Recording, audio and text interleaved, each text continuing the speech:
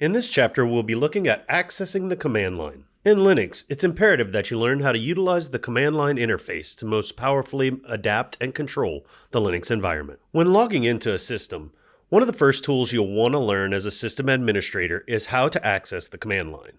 Here you can see a system running Red Hat Linux. I'll log in using the student user. Supplying the password and the graphical user interface takes us directly to the desktop. In order to launch the command line interface, we'll utilize a program called Terminal. From our Activities menu, we can find the terminal listed in the sidebar. By clicking Terminal, the window should open. Now that we have access to our terminal, let's understand what the shell itself is. A command line interface is a text-based interaction between you and the operating system. It allows you full control of the environment, as long as you know how to wield it properly. When you launched Terminal, what opened is what is known as a shell in Linux. In particular in Red Hat, the default shell is known as Bash, or the Born Again shell. Once the terminal is opened, your shell presents you with a prompt. The shell prompt shown here is one for a regular user. It will end with the $sign to denote where the prompt ends and your commands can begin being entered. When you're running as a super user in Linux shells, the end $sign will be replaced with a pound or hash sign. This denotes that ascended privileges are in usage. The root user is known as our administrative or super user within the Linux environments. By denoting on the prompt this change from a $sign to a hash, you know that you have the proper ascended credentials whenever trying to access more secure or restricted areas of the operating system itself. Here you can see a prompt that is showing the change from the $sign to the pound sign and noting that we are using the super user. The username in this case shows as root. The Bash shell is a powerful way to control your environment and expresses an entire scripting language that you now have access to for controlling and automating tasks.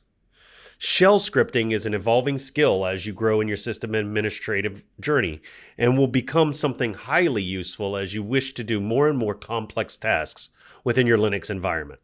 Now that we've taken a look at the Bash shell, let's see the first few commands that we can experiment with to start growing our skills. In this section, we'll take a look at shell basics. When working within any shell, such as the Bash shell that we've just explored, commands that you enter have several basic parts. First, there's a command that you'll wish to run. There are many commands in Linux environments, and learning them will only take time. Every command can have many options that you can express to adjust the behavior of the command itself.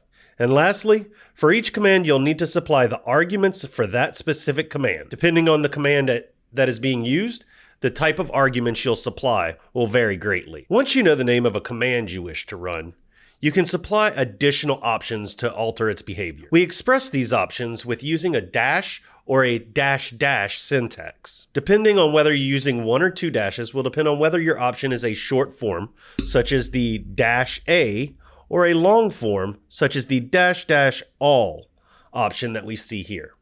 Many options may be necessary to alter the behavior of a command to your liking. Once you've iterated through all the options necessary for your command, you'll then supply additional arguments. Oftentimes, these arguments are coupled with the particular option. Later on in the course, we'll take a look at how to explore command options by using their manual pages. But let's have a quick look at a simple command usermod within our own shell currently.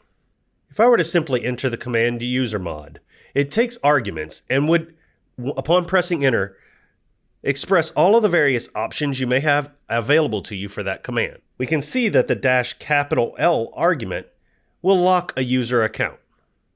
If we had a particular user account we wish to lock on this system and disable from usage, we could supply the command usermod, the L argument, and then supply the user whose account you wish to lock. That's an example of putting together a command, an option, and the arguments for that command. Now that you've seen a command put together with its options and argument, that covers the shell basics. In our next section, we'll take a look at logging into your systems.